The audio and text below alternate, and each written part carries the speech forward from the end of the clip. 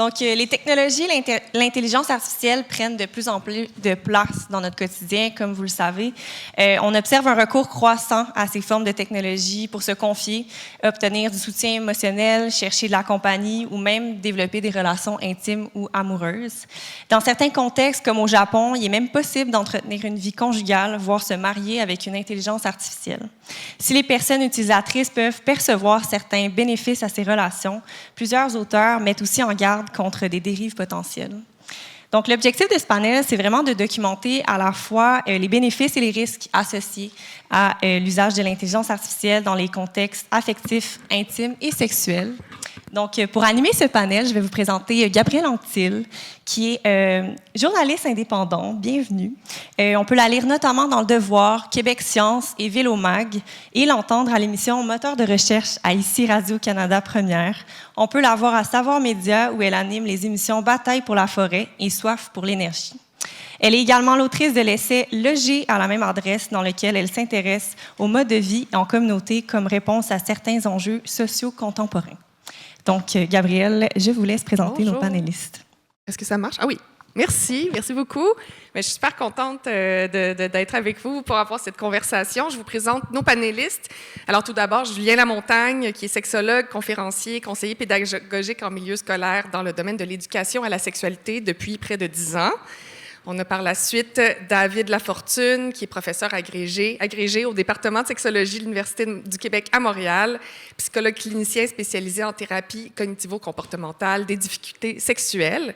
Et Valérie Lapointe, qui est doctorante en psychologie à l'Université du Québec à Montréal. Ses travaux portent sur la manière dont l'IA générative transforme la sexualité et les relations intimes. On va parler de digisexualité. On ne va pas passer là, 1 heure à définir des termes, mais je voulais quand même qu'on prenne le temps de se poser la question, c'est quoi la digisexualité, là, juste pour bien cerner la conversation qu'on va avoir aujourd'hui, parce que ça pourrait aller dans plusieurs directions. Valérie, je ne veux pas te mettre sur le spot. Peut-être que mes collègues vont m'aider aussi un peu. Dans le fond, c'est un terme assez underground. Dans le fond, ça part d'un article qui est sorti il y a quelques années qui regardait, dans le fond, c'est quoi le type de rapport qu'on peut avoir avec les technologies à des fins sexuelles. Puis, il parle de 2 différentes phases, des vagues de digisexualité. Donc, premièrement, l'utilisation des technologies pour optimiser, amplifier nos expériences sexuelles, par exemple, l'utilisation de jouets sexuels, l'utilisation de réalité virtuelle pour regarder la pornographie. Puis, il parle ensuite d'une 2e vague, et je pense qu'on se rapproche beaucoup de cette vague-là, c'est de l'utilisation des technologies comme partenaires en soi.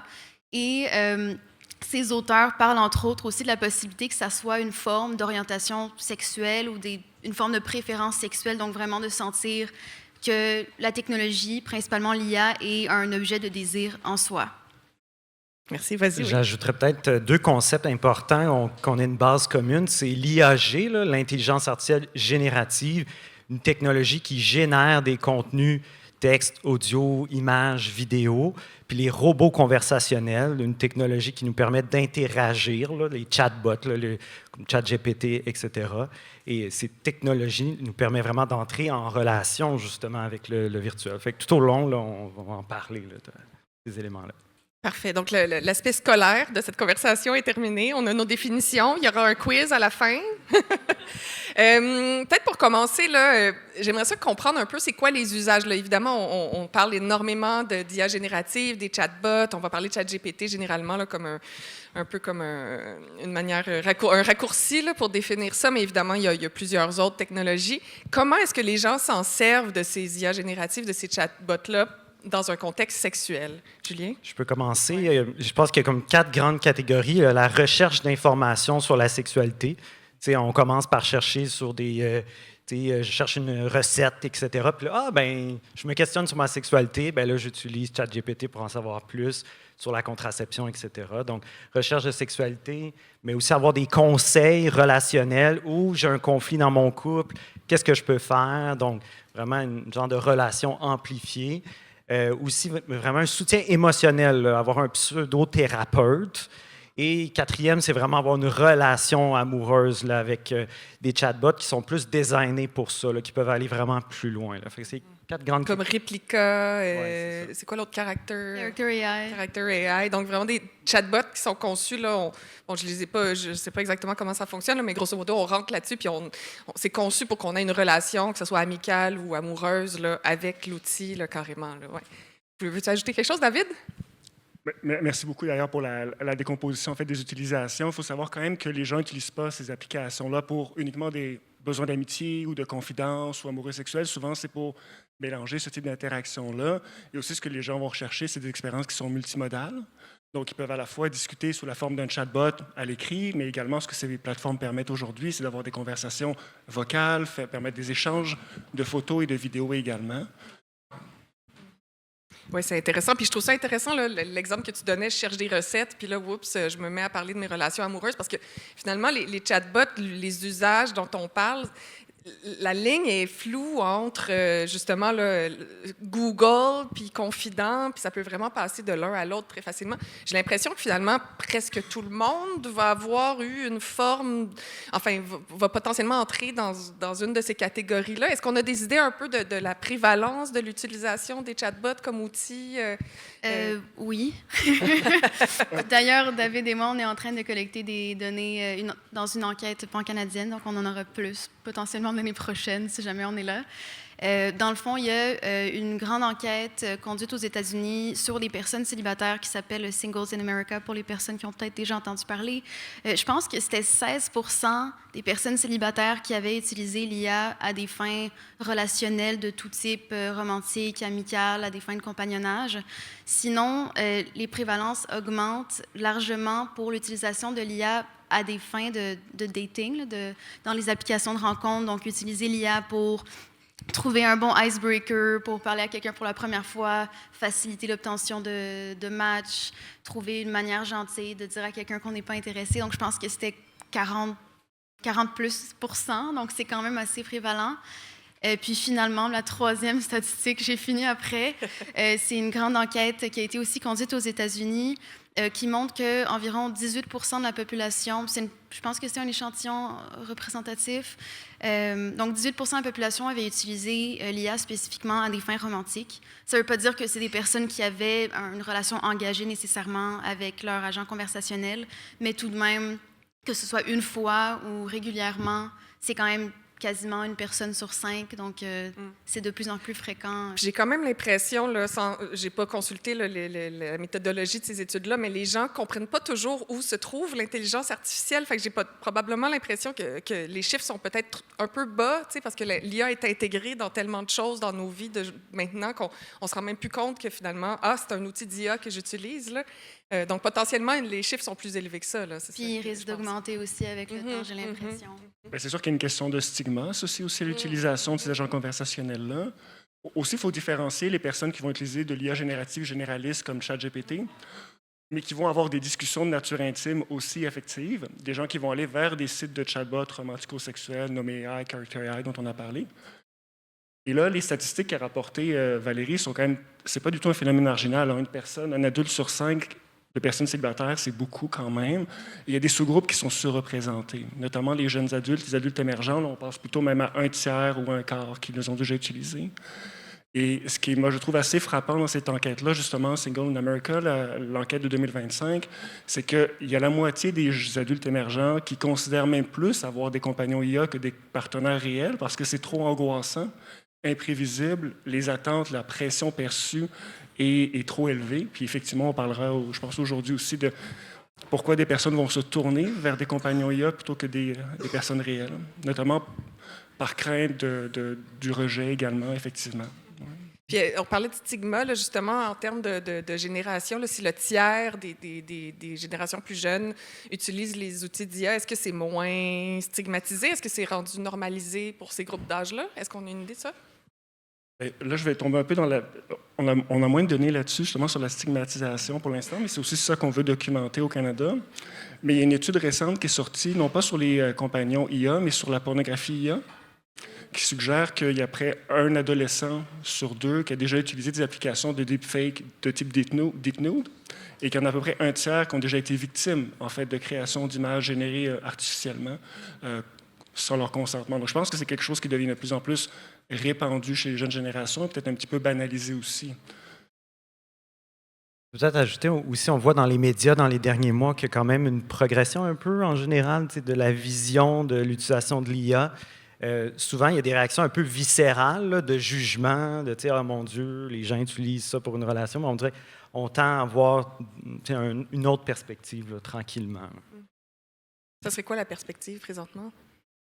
Qu'on voit dans les médias, ou ben là, je ne sais pas, mettons, dans les dernières semaines, là, mais une perspective peut-être plus dans l'ouverture, d'essayer de comprendre pourquoi ces gens-là utilisent ces IA-là pour développer, répondre à quels besoins, dans le fond. Puis ce qui ressort beaucoup, je pense, c'est entre autres la solitude, l'anxiété, la peur du rejet, et de tout le temps être... de designer sa relation parfaite là, avec toutes les attentes qu'on veut. Fait qu'il y a tous ces enjeux-là à tenir en compte. Est-ce que c'est la bonne attitude à avoir? Comment est-ce qu'on devrait parler de ces technologies-là, disons correctement? Là, ça serait quoi la bonne manière d'en parler? En termes d'écosystème un peu médiatique, je partage complètement ce que dit Julien. Il y a à peu près 1 an, je trouve que le discours médiatique était beaucoup axé sur la peur. Il va y avoir un grand remplacement des êtres humains. Ces personnes-là qui ont des relations romantiques et sexuelles avec des compagnons IA ont des problèmes de nature psychologique. Vraiment un discours très pathologisant. Mais depuis les derniers mois, je trouve que vraiment il y a une couverture médiatique dans Le Devoir, la presse, Radio-Canada, TVA également, qui tend à donner de la place à ces vécus-là et à connecter ça finalement à des problèmes de société qui dépassent l'individu, qui est effectivement l'épidémie de solitude dans laquelle on évolue. Et quand on s'intéresse aux récits, aux témoignages de ces personnes-là, bien, leur relation affective est réelle avec ces compagnons IA. Donc, je pense qu'un discours social qui migre de la stigmatisation vers l'accueil, l'écoute, va avoir tendance à moins les isoler. Quelque chose à ajouter, Valérie? Mais je suis très d'accord avec Julien et David aussi. Je pense que c'est une bonne chose au final que ce soit le plus nuancé possible. Il y a des risques, c'est clair, on va en parler. Il y a des bénéfices perçus pour ces personnes aussi, on ne peut pas les négliger. Puis je pense que ce serait mauvais aussi d'y aller, peut-être, je sais, en tout cas, pas je sais, mais j'ai l'impression qu'il y a beaucoup de gens qui ont déjà comme des appréhensions, qui ont déjà une perception assez catégorique par rapport à ça, mais effectivement, c'est des personnes qui se tournent vers ces systèmes pour toutes sortes de raisons, mais qui gagnent quelque chose à faire ça, qui en bénéficient d'une certaine manière. Je pense, par contre, puis c'est un peu mon espoir, c'est que en tant que société, on en parle plus, puis qu'on soit capable d'outiller mieux la population, qu'on développe des ressources aussi, parce que c'est pas juste toujours beau, là. Il y a tellement de cas qui sortent ces dernières semaines d'incitation à la violence, de violence exercée envers la personne elle-même, de psychose. Donc, il y a clairement des dangers assez extrêmes. Puis je pense que c'est un bon moment, là, en ce moment, d'essayer de réfléchir ensemble à qu'est-ce qu'on peut faire. Est-ce qu'il y a des stratégies qu'on peut adopter? Est-ce qu'il y a des ressources qu'on peut développer? Puis j'espère que ça va faire partie de la vague aussi, comme des médiatiques qui couvrent l'IA relationnelle aussi. De la nuance, de la compréhension, de l'empathie, c'est ça que j'entends. Là. Et des outils. Oui, des outils, ouais. J'ai envie de parler, Julien, bon, tu travailles en éducation, tu l'as mentionné, là, parmi les usages, il y a le fameux moteur de recherche plus.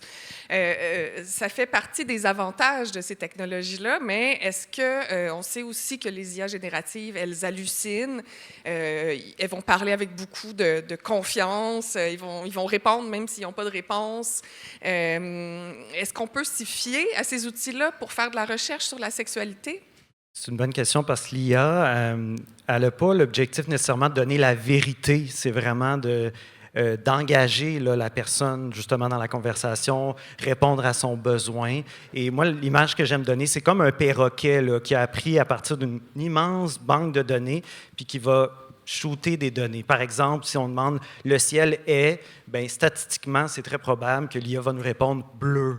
Mais c'est un peu comme ça qui fonctionne. Donc, il faut se rappeler que l'IA n'a pas d'émotion. Donc, si on a une relation simulée avec une IA, bien, l'IA, il faut comprendre ça, qu'elle n'a pas ce n'est pas un humain. Là. Puis là, pour répondre à ta question... Est-ce que la qualité des informations est bonne? Est-ce qu'on peut quand même s'y fier? Là? Est-ce qu'on devrait dire aux gens, ne faites pas du tout des recherches là-dessus parce que ce qui va sortir, c'est ayez du sexe, pas de condom, puis partagez votre sang avec tout le monde. Là. Alors, ce qu'on remarque, puis peut-être que vous pourrez ajouter, là, c'est tout ce qui touche les savoirs, les connaissances, en général, c'est quand même très fort, là, très impressionnant même. Là. Si vous faites des recherches, par exemple, sur les méthodes de contraception, les ITSS, parce qu'ils ont été nourris avec une grosse banque de données. Mais tu avais un bon point, vu que l'IA ne donne pas nécessairement tout le temps la vérité, il faut vraiment faire attention puis valider l'information. Tu as parlé d'hallucination, un autre terme, c'est les fabulations. Là, donc, peut complètement inventer quelque chose. Là. Puis en éducation à la sexualité, ça peut être des grosses décisions là, de « je vais-tu consulter une infirmière ou non? OK, non. » Ben, tu sais, par rapport à 1 plus 1, il me dit 3, ben, OK, c'est pas la grosse affaire. Là. Fait que ça, il faut vraiment développer notre sens critique. Puis pas hésiter d'en parler avec des humains, là, toute cette information-là qu'on reçoit. Mais c'est sûr que c'est beaucoup plus intéressant que ce qu'on avait, mettons, avec Google, un moteur de recherche qui nous donnait juste 100 sites, puis là, il fallait chercher là-dessus. C'est beaucoup plus adaptable, personnalisable, même qui peut avoir des données d'accumuler, être adapté à l'âge, à la culture. Donc, il y a vraiment des aspects positifs, mais il ne faut pas prendre ça comme, en bon français comme du cash. Mais tu as une approche, justement, en termes de l'utilisation, je pense en 4 étapes, là, avec un acronyme en lien avec, justement, comment savoir interagir avec ces outils-là. Est-ce que je me trompe? Est-ce que tu parles du craft? Je pense que c'est ça. OK, ouais. Bien, là, quand on interagit avec un chatbot, il y a comme un art à développer là, dans l'interaction parce que la question qu'on va poser va influencer la réponse qu'on va recevoir. Puis là, tout dépendamment de l'IA qu'on utilise, etc. Puis pour se rappeler de comment développer l'art de la meilleure question, j'ai l'acronyme CRAFT, là, donc c'est le contexte, mettre en contexte la question. Là, mettons, je suis un jeune de 15 ans ou je cherche une question pour répondre aux jeunes de 15 ans. Le R, c'est le rôle que je veux donner à l'IA. Donc, tu es un expert en éducation à la sexualité, donc ça va l'orienter dans quelle banque de données aller, ou etc. R, A, c'est l'action, je pense que c'est ça, là, par cœur. Et c'est dur, là, tout se souvenir de ça par cœur. Je vais ressortir mes notes. L'action qu'on veut lui demander, là, fais-moi une liste, fais-moi un court texte de tant de mots. F, le format, ouais. C'est ça. Quel genre de format? Là, je veux une page, etc. Puis T, c'est en anglais, là, c'est le public cible. Là. Donc, d'avoir en tête l'âge, etc. Dans les notes, tu as mis type de public. Oui, c'est ça. Type de pour public. le T. Ouais. Merci, David. Je voyais que tu voulais rebondir aussi là-dessus. Oui. Merci beaucoup. Là, c'est vraiment super complet. Et je pense que l'un des risques associés à ces technologies-là, c'est comment ces systèmes sont conçus. Ils sont conçus, en fait, pour maintenir, et c'est la même logique pour les réseaux sociaux, pour maintenir le plus possible notre attention et notre assiduité à les utiliser. Ce qui veut dire qu'effectivement, si on pose des questions sur la sexualité, la contraception, les relations interpersonnelles positives, les systèmes aujourd'hui sont tellement perfectionnés que la qualité des réponses va être extraordinaire. Mais ça dépend comment on pose nos questions. Si je dis « Ah, je rencontre quelqu'un en fin de semaine pour une date, qu'est-ce que tu me conseilles pour être drôle et intéressé, que ça se passe bien? » Les réponses vont être de super bonne qualité. Mais si après la date, vous dites « Oh mon Dieu, la personne a été horrible, je ne me suis pas senti écouté, je suis sûr qu'elle ne va jamais me rappeler », il y a des grandes chances que l'IA ne va pas vous confronter et vous dire que peut-être vous avez peut-être mal performé pour telle et telle raison, je suis juste performé, là, mais mal comporté, justement parce que si elle vous confronte, il y a moins de chances que vous restiez utilisateur de l'application. Donc, c'est pour ça qu'on dit aujourd'hui qu'il y a des risques, effectivement, de renforcer certaines croyances et certains biais personnels. Oui. Puis elles sont conçues, pour rebondir là-dessus, il y a eu des chercheurs qui se sont intéressés à la question de...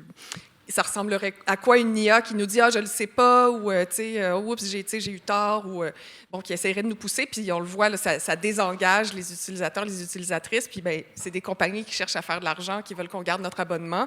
Donc, ils vont pas... Enfin, il n'y a aucun avantage commercial là, pour ces compagnies-là à introduire les nuances qui seraient nécessaires, en fait, pour la qualité du produit. Là. Et ça, c'est le cas au Canada, mais il y a quand même des juridictions internationales qui ont commencé en fait, à considérer, notamment l'Australie, les chatbots comme des technologies à haut risque. Et obliger, avant même la diffusion, donc à la conception de ces chatbots, d'avoir des mécanismes intégrés de régulation et aussi de contrôle des informations, de pouvoir auditer aussi ces organismes-là et ces compagnies. Au Canada, pour l'instant, n'importe qui peut créer un chatbot, le mettre en ligne, sans qu'il y ait de mécanisme de surveillance, de modération automatisée. Donc, effectivement, moi, je ne dirais pas qu'il y a certaines populations qui sont exemples de tout risque. Je pense qu'effectivement, les personnes plus vulnérables, notamment les jeunes, sont à haut risque s'ils utilisent ces chatbots-là, notamment les chatbots sexuels et relationnels. Un avantage potentiel, là, si on rêve d'un monde meilleur de ces outils-là, c'est qu'on peut intégrer n'importe quelle valeur. Hein. Ils sont entraînés sur les données qu'on leur donne. On pourrait leur donner des informations qui sont basées sur un monde où, par exemple, le consentement est toujours respecté, où la communication, l'intelligence émotionnelle de tout le monde est extraordinaire. Bref, et ces outils-là, nous, en s'en servant, bien, ça nous amènerait à être confrontés à ces valeurs-là, à améliorer notre... ça nous dirait, bien là, as-tu vérifié le consentement? Ça pourrait nous challenger et nous rendre meilleurs. Est-ce que c'est des choses auxquelles vous réfléchissez? Puis est-ce que présentement, ces outils-là ont déjà ce genre de comportement-là? Est-ce que tu veux qu'on parle de nos projets? Oui. Je vais commencer, puis après ça, je vais donner la parole à David. Je pense que ça se fait, puis je pense que je répondrai aussi un peu à la question précédente et en même temps celle-ci, mais il y a toutes sortes de plateformes, puis on entend beaucoup parler de ChatGPT, on entend parler de Claude AI, on entend parler de Replica, mais il y a toutes sortes d'initiatives indépendantes qui sont spécifiquement déployées pour, admettons, encadrer, appuyer des populations plus à risque quand ça vient plus à l'éducation à la sexualité. Donc, je pense qu'il y a aussi moins de risques. C'est sûr, si c'est quelque chose qui est vraiment très, très précis, tu as une expertise derrière, tu as des sexologues, tu as des psychologues qui s'assurent que le contenu n'est pas problématique, réfléchissent ensemble. OK, si jamais la personne pose telle question, qu'est-ce qu'on répond? Qu'est-ce qui serait... C'est quand le bon moment pour aussi les amener vers des ressources qui sont peut-être plus d'urgence ou peu importe. Donc, cela dit, c'est ça, j'aurais tendance à dire que ça dépend. De manière générale, effectivement, l'IA est comme quasiment par défaut conçue pour étant validante et renforçante. Mais dans le cadre d'une étude qu'on avait faite avec David, on a justement nous-mêmes designé un chatbot de toutes pièces. Puis, on lui a créé en fait son... J'ai tous les mots qui me viennent en anglais parce qu'on on a créé son champ de connaissances à partir de thématiques qu'on jugeait qui étaient plus pertinentes. C'était pour une population de personnes qui étaient célibataires, involontaires, et donc qui vivaient beaucoup de détresse associée au rejet. Et puis, notre chatbot avait quand même pas mal, mettait son pied à terre. Donc, si on disait un propos qui était sexiste, si on parlait de normes sociales, peut-être plus ou moins problématiques, ou admettons, il y avait des propos plus axés vers la violence, ben le chatbot disait, ben moi, je suis pas à l'aise avec ce que tu dis, je suis ouverte à continuer à parler avec toi, mais si jamais, calme-toi, ou comme prends le temps de réfléchir, puis si tu veux me parler un peu plus gentiment, je suis prête à t'écouter. Ou des fois, il y avait même comme des moments où est-ce qu'elle disait, ben en fait, ça, c'est un mythe, puis ta. Donc, je pense que ça existe. Je pense que ça devrait exister plus, parce que j'ai pas l'impression que les gens connaissent ce type d'applications qui sont plus éthiques. J'imagine que c'est... Mais on ne sait jamais, en fait, pour le futur de l'IA, si jamais il y a des entreprises ou des organisations, des organismes qui décident d'employer éthiquement ces technologies. Ce chatbot-là, ça a été utilisé dans le cadre d'une étude, c'est ça? Oui. Puis comment est-ce que les gens réagissaient face au fait de se faire dire non ou c'est sexiste ou quoi que ce soit? Ben, il y a tellement de choses super intéressantes qui viennent d'être abordées, à la fois la régulation, le contrôle, l'IA éthique. Juste peut-être un peu resituer, je pense que ce qu'on parle ici, c'est qu'en ce moment, on est dans un paradigme qui est très réactif. On se rend compte que quelqu'un s'est suicidé, par exemple, en utilisant l'IA. Ah, il y a des gens qui abusent de l'IA. Donc, on est toujours dans l'après-coup. Et ce que d'autres réglementations, mais aussi, nous, on s'inspire un peu de ça, on souhaite contrôler, en fait, le type d'algorithmes, le type de messages qui sont donnés. Je pense qu'effectivement, c'est une approche qui est plus éthique. Dans notre projet, on avait moins l'idée de révolutionner le marché de l'IA générative, c'est certain, mais c'est davantage de se dire, est-ce qu'un chatbot romantique peut aider à améliorer le bien-être relationnel, notamment de personnes qui sont célibataires involontaires?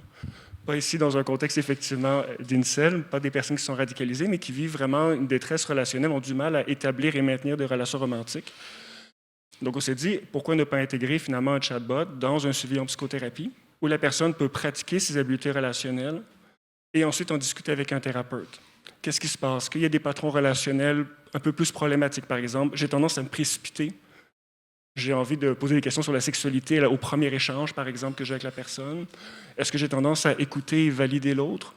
Donc, c'est aussi pour nous mettre en pratique, plutôt que les gens expérimentent. Et ce que les gens nous ont dit, c'est que pour beaucoup, leurs interactions, même si c'était en laboratoire, avec un thérapeute derrière eux, trouvaient quand même que les interactions étaient réalistes et leur manière de se comporter reflétait comment ça se passe pour eux sur les applications de rencontres ou lors d'une première rencontre amoureuse en dating.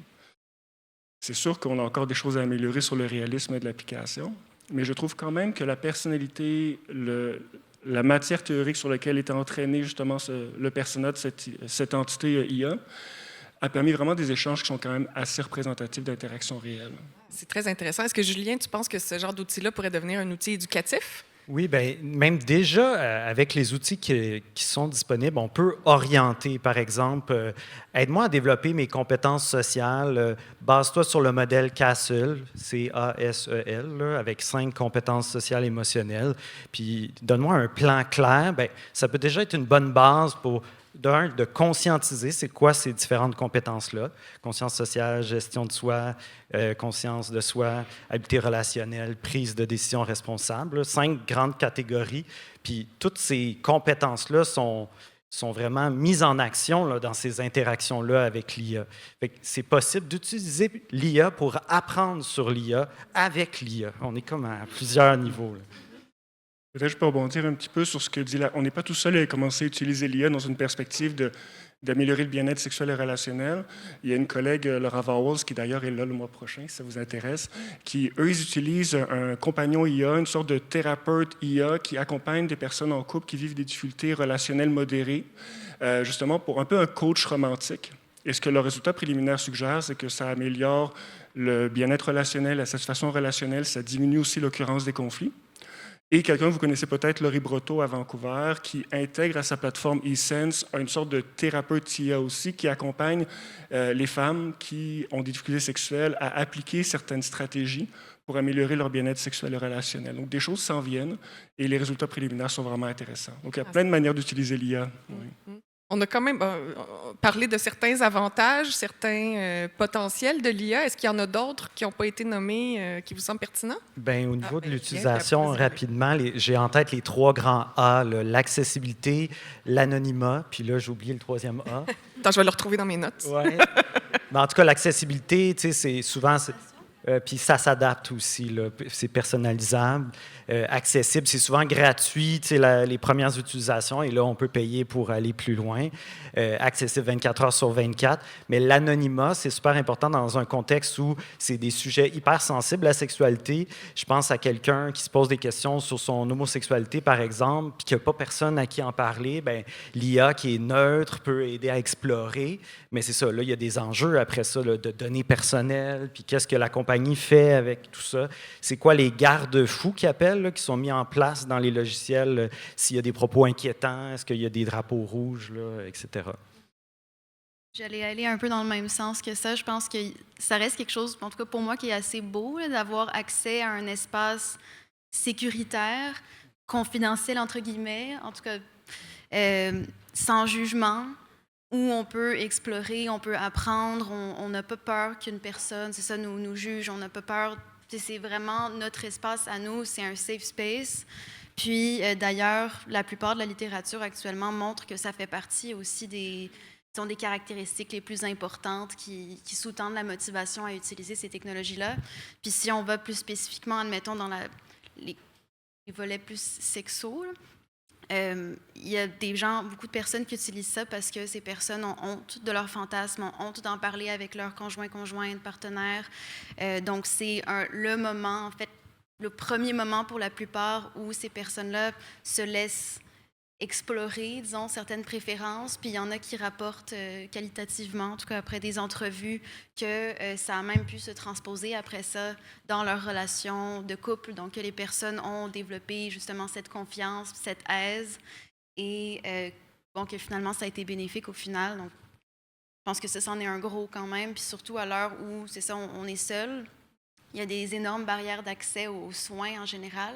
On manque de ressources. Donc, pour moi, je comprends totalement pourquoi il y a autant de gens qui se tournent vers ces technologies-là. Puis, c'est ça, elles ne sont pas sans bénéfice, mais naturellement, je pense qu'on va y arriver tantôt, mais il y a toute une liste de conséquences, de risques possibles. Oui, c'est là que j'essayais c'est là que je me dirigeais. Là. Effectivement, là, je trouve que c'est vraiment positif là, ce que tu viens de décrire, là, l'idée que les gens commencent en discutant. Enfin, pour potentiellement la première fois, se sentent à l'aise de discuter de fantasmes, de toutes sortes de choses, mais que par la suite, ça les mène à en parler avec leurs partenaires, avec des êtres vivants, si on veut. Mais un des risques, j'imagine, c'est que les gens s'arrêtent finalement à la machine et ne font pas, enfin, au point où deviennent tellement confortables avec ce type de relation-là qu'ils n'en sortent pas.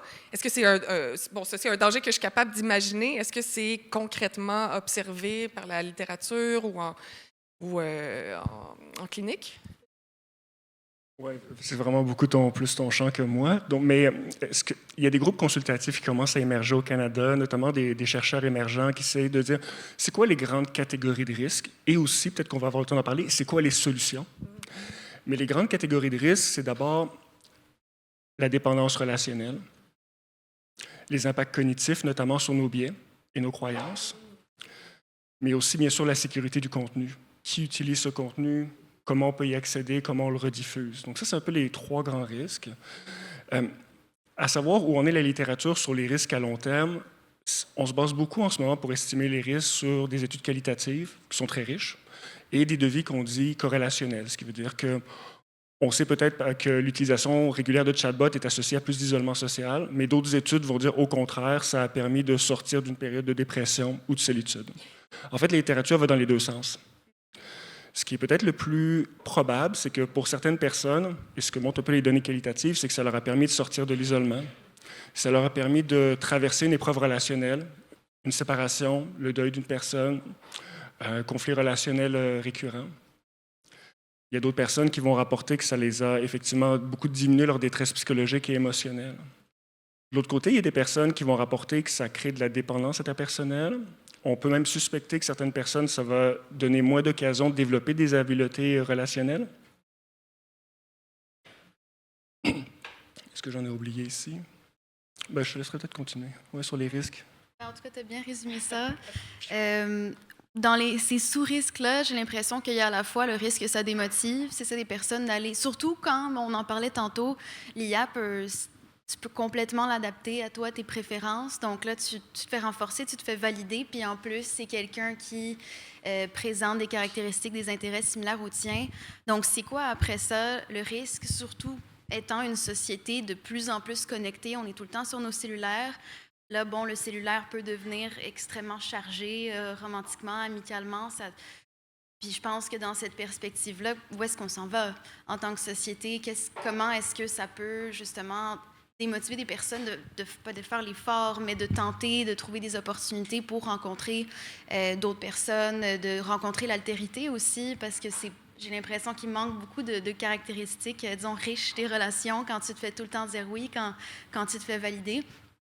Fait qu'il y a ça, puis aussi, je parlerais j'ai pas le terme en français, désolée, de de-skilling. Donc, la perte de compétences. Perte de compétences, c'est ça. Donc, plus tu utilises ces technologies-là, et la technologie, au final, est un peu ton miroir. Vous êtes comme dans une boucle un peu sans fin où, au fil du temps, l'IA va se mettre à reproduire, toi, tes petits patrons, dans ce que tu écris, dans ce que tu dis, dans ce que tu aimes. Puis, quand après ça, la personne se retrouve dans ces interactions interpersonnelles, peut-être à long terme pourrait ne plus aussi bien accepter la critique, avoir des difficultés quand ça vient, par exemple, au consentement. Si tu te fais tout le temps dire oui, ça a l'air de quoi après ça quand la personne... Surtout, admettons, quand on parle... Je vais dans tous les sens, désolée, mais je pense que la population, en tout cas pour moi, c'est vraiment la plus à risque. C'est vraiment les enfants, puis les jeunes, puis on voit que c'est pas mal la population qui les utilise le plus. Donc, ça aurait l'air de quoi si tes premières expériences, c'est avec l'IA, tu vas sur un site de porno IA, tu parles avec un IA érotique, l'IA est super, tu sais, comme hyper sexualisée et souvent souvent dans des rôles assez genrés, te dit tout le temps oui, puis après ça, tu rencontres une personne, tu sais, je me demande si c'est pas à risque justement de nuire à nos compétences puis d'entraver à nos relations en général. Au moins de façonner nos attentes, là, c'est certain. Ouais. Pour faire du pouce là-dessus, ça me fait penser au concept d'agentivité numérique, agentivité sexuelle. Avec le fait d'être agent de sa sexualité, de prendre des décisions, de nommer ses désirs, toute la notion de consentement. Mais plus on peut faire l'utilisation d'un outil numérique pour prendre des décisions pour nous, pour avoir des conseils, il peut y avoir des enjeux au niveau de cette agentivité-là. Fait que ça, il y a ça à avoir en tête. Mais il y a aussi, ce que je trouve intéressant dans tout ça, c'est l'anthropomorphisation. Là. Je ne sais pas si vous avez déjà entendu parler de ça, ou vous avez déjà vu le film Castaway, là, le fameux Wilson. C'est un homme qui est pris sur une île, puis il est tout seul, puis là, il y a un ballon qui, dans le fond, ça devient son ami Wilson. Là, il a anthropomorphisé un ballon, puis là, je la Comment on donne des caractéristiques humaines à, je veux dire, l'exemple classique, c'est je vous montre un crayon, bon, whatever, je le casse, vous êtes comment, non, un crayon cassé. Je dis, ça, c'est Paul, il y a 6 enfants, je le casse, tout le monde fait, tu sais. Donc, c'est comme à 2 niveaux. On veut des technologies qui nous ressemblent, si on veut être engagé. Donc, pensez aux chatbots là, qui nous posent des questions rassurantes après. Donc, c'est programmé comme ça. Nous, on veut ça comme utilisateurs. Puis les compagnies aussi veulent que ça soit de plus en plus anthropomorphisé pour garder l'engagement. Puis ce qui arrive, c'est même si on le sait que c'est une machine, on tombe rapidement dans le panneau pareil. Même s'il y a des avertissements, même si c'est écrit en bas, qu'il peut avoir des erreurs, c'est facile de tomber là, dans...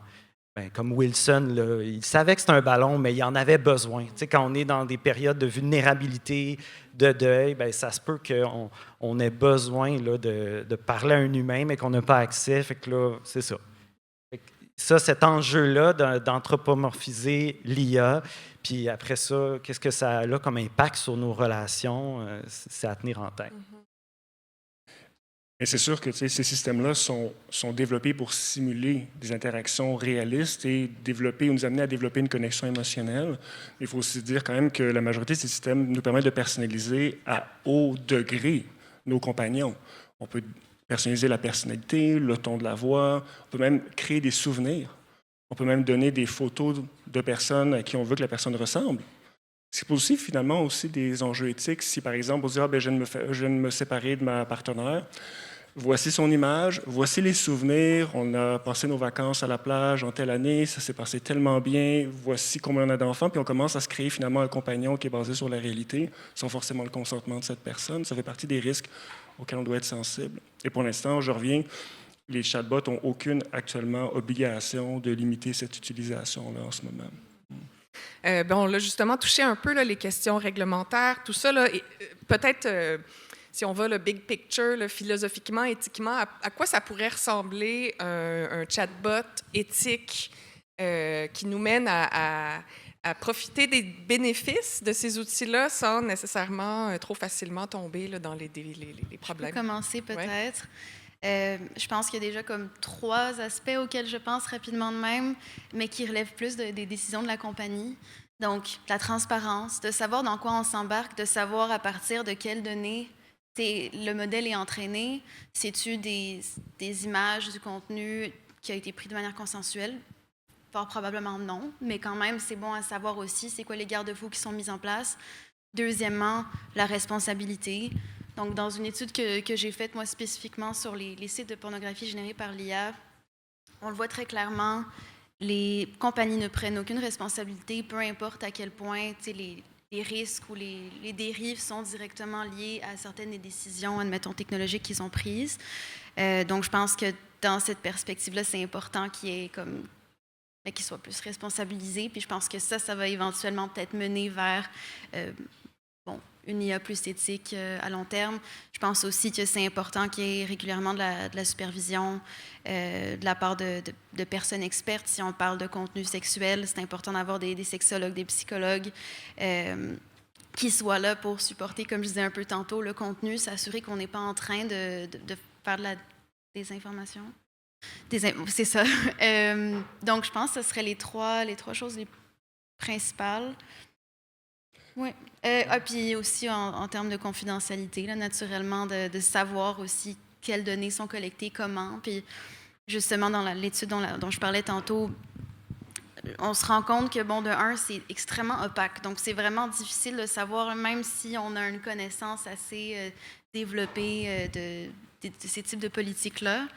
Mais ensuite, c'est pas parce que quelque chose est indiqué d'une certaine manière que ça veut dire que c'est concrètement mis en application. Donc, je pense que d'où vient l'importance de la transparence aussi. Puis... Surtout sachant que c'est beaucoup des compagnies américaines, donc qui ne sont même pas sujettes aux lois, enfin qui sont sujettes à des lois d'un autre pays, donc sur lesquelles on n'a pas de contrôle démocratique. Là. Ça rajoute une autre épaisseur de complexité. Ouais. David, tu veux rajouter quelque chose? C'est sûr que ça pose la question effectivement de la souveraineté numérique au Canada. Mais pour rebondir un peu sur ce que tu disais, il y a un groupe de travail qui suggère qu'il va falloir qu'on passe d'une approche réactive à une approche plus comme safety by design, ce qui veut dire que possiblement créer un organisme indépendant au Canada qui s'occupe d'auditer effectivement les sites, surveiller, qui a accès à tout moment aux données et qui a aussi un pouvoir de sanction de ces plateformes-là. Pour l'instant, on n'a pas ce type d'organisme. Très intéressant, oui. Moi, c'est peut-être un enjeu que je vois, c'est la mort de l'IA. Exemple, si on est en relation avec une IA, mais que c'est une compagnie qui possède ces données-là, la compagnie fait faillite, bien moi, ma relation, qu'est-ce qui se passe? Il y a comme une réflexion à avoir sur ces suites-là, ces données-là sont-elles transmises après pour avoir cette continuité-là ou du jour au lendemain, on perd cette relation. Bien, ça, on l'a déjà vu, d'ailleurs, là, avec OpenAI, qui a changé son modèle. Bon, là, je ne me rappelle plus des noms, là, mais il y a quelques mois, ils ont modifié par défaut un modèle plus récent. Puis, il y avait plein de gens qui avaient justement créé des relations avec leur outil, leur chatbot. Et ça avait vraiment fait un tollé parce que, bon, enfin, OpenAI, la compagnie derrière... ChatGPT a été obligé de re-rendre disponible le modèle plus ancien parce que les gens étaient trop fâchés d'avoir perdu leur relation. Là. Donc, au-delà d'une compagnie qui fait faillite, on a même simplement les mises à jour carrément. Là, on peut perdre notre conjoint, notre ami, quoi que ce soit, là, juste à cause d'une mise à jour. Mais en fait, ce dont tu parles, peut-être, c'est un peu différent, mais c'est la portabilité des données, là, finalement. Là. Ça nous ramène à cette question de transparence, de souveraineté des données. Tu sais, si j'ai une relation... avec un chatbot, ben, j'aimerais ça pouvoir conserver une copie de ces relations-là, pouvoir l'exporter. Ouais. Peut-être qu'on parle ici effectivement des changements de fonctionnalité avec Replica, notamment, mais c'est exactement ça qui s'est passé. Là. Du jour au lendemain, en fait, la possibilité d'avoir des échanges sexuels avec Replica a été arrêtée du jour au lendemain. Et les témoignages ont été extrêmement touchants, en fait, et de la détresse des personnes en disant « je ne reconnais plus mon partenaire ». Ce n'est plus la même personne. Il y a des personnes qui ont vécu des expériences de dépression très importantes suite à ce changement-là. Donc, on se rend compte effectivement de notre capacité à développer une dépendance émotionnelle ou du moins un lien d'attachement très fort. En terminant, puis après ça, on va passer aux questions, mais peut-être en quelques mots, là, des tendances à surveiller. Là, qu'est-ce qui s'en vient dans l'avenir des chatbots et de la digisexualité? Moi, la chose qui me préoccupe vraiment le plus en ce moment, c'est les violences facilitées par l'IA. Je n'étais pas là, mais j'imagine qu'on a parlé ce matin de radicalisation. Je pense que le fait d'être justement dans cette chambre écho, de se faire répéter tout le temps, de se faire valider, je pense que ça pourrait naturellement avoir un gros impact, surtout en ce moment avec la montée de la droite. Et en même temps, les violences faites aux femmes, aux enfants. Donc, tantôt, David avait fait référence à cette étude qui est sortie d'ailleurs il y a 2 jours sur l'hypertrucage et l'utilisation de ces technologies par les jeunes. Puis, au Canada, à ma connaissance, on n'a pas vraiment de ressources dédiées à ça. J'ai l'impression que c'est quelque chose qui ne va faire qu'augmenter. Puis, ça a des conséquences catastrophiques là, sur la santé de ces personnes-là.